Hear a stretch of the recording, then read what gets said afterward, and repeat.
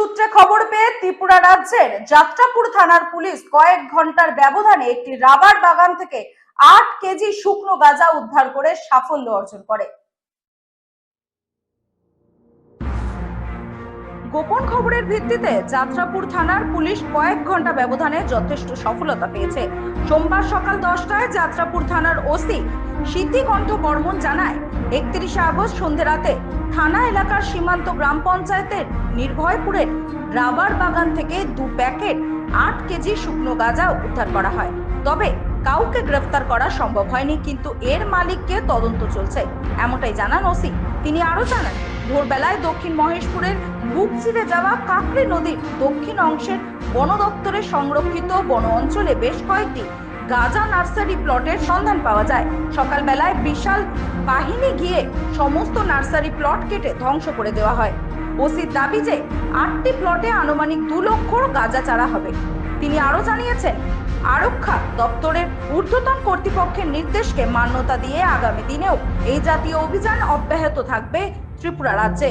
OC জানান, সকালবেলায় বহু চড়াই উতরাই পেরিয়ে নির্দিষ্ট জায়গায় গিয়ে নির্বিঘ্নে গাঁজার নার্সারি প্লট ধ্বংস করা হয়েছে।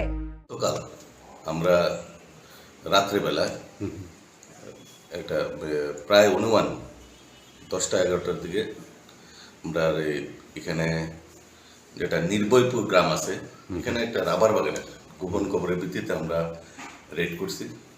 তো পুলিশ দেখা মাত্রই যারা এই গাঞ্জা পাচারের যুক্ত তারা পালিয়ে যায়।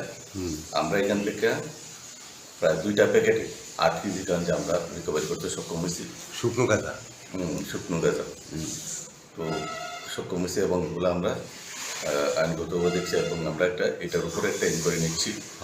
পাশাপাশি গাঁজা বিরোধী এবং নেশা বিরোধী অভিযান হিসেবে আমরা কালকে সকাল থেকেই আমরা কিছু গাঁজা চারা যেখানে আছে নার্সারি, এগুলো আমরা টোটাল 12টা ফ্লোটে আমরা প্রায় 2 লক্ষর মতো আমরা গাঁজা চারাগুলো আমরা ধ্বংস করতে সক্ষম হয়েছি।